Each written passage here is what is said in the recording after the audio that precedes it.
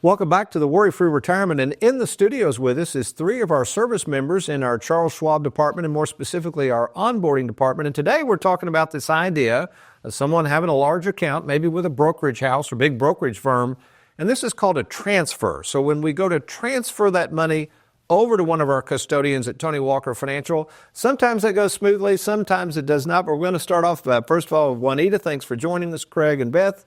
I'm going to start with you, Beth. Someone decides to move over money. They've got money at a large brokerage house. Maybe it's an IRA or maybe even an after-tax account. This is not a 401k plan. What do we need up front to, first of all, effectuate that so we can go get that money and move it over to Tony Walker Financial? First, we're going to need their full statement from that brokerage firm so that we can make sure we know exactly what type of money it is and what we need to have it transfer into. How difficult is it sometimes to get those full statements? I don't. A lot of times people come in and go, well, I got it on my phone.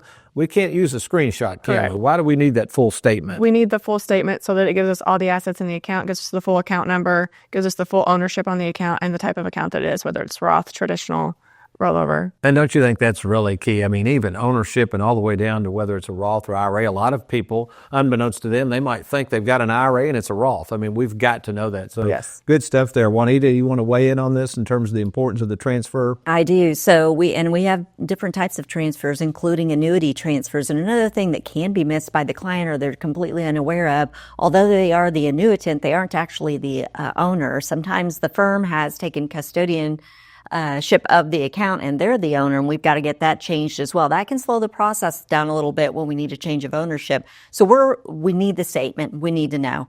As well as when we get an investment account statement, then there will be assets in the account that we need to evaluate. Some of them may not be transferable, so they need to be liquidated. Some of them, there may be trade fees involved if they get over here, and then we have to rebalance the account into their strategy. We want the client to avoid that if they can. And so we're going to assess that. Nothing's moving until we know what the fees are, and then we'll relay that with the client or get those liquidated. And then from there, I'm going to pass it on. I sometimes do handle liquidations. Often it will also be Wes Walker or Craig Davis helps us with those as well. So let's go over to Craig. So now the fun really begins. And a lot of times they go very smoothly, but every once in a while we get an advisor or a broker on the other end that's not really excited about letting go of the money. So how does that process go when you have to contact an advisor with what's called a cash liquidation call? Let's say if we're in at the national call center, it may just be a lot more involved than the client is anticipating. They're going to read through all the information. They're going to say, are you sure you want to sell this? And then they're going to do that over and over and over for each holding. So those calls can take 15 or 20 minutes on a national, plus the whole time, right? This would be associated with the big call center. Then other times you'll call the direct office and it has to be dealt with by this one person who the advisor who tends to not be available for whatever reason. They're not, so they'll have to get back with us and those kinds of things. Sometimes it's just people understand this. It's business. The decision's been made and they facilitate. It's no problem at all.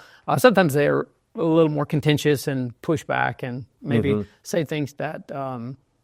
Probably they shouldn't say, yeah. Yeah, I don't know. I would say not exactly misleading, but it would. It's just not as clear as it could be. And I know in our offices, I've always told we don't keep all the business. I mean, we've got $315 million, whatever it is. And I think we lost about $4 million to transfers for various reasons last year.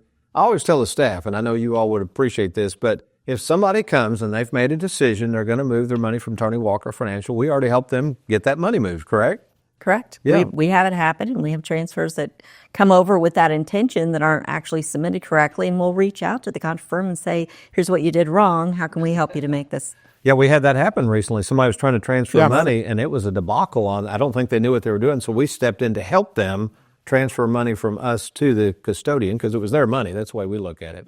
Well, thanks so much for all you do, and appreciate all your hard work, especially in these transfers and rollovers that we do at Tony Walker Financial. Thanks for watching. We hope you enjoyed that video.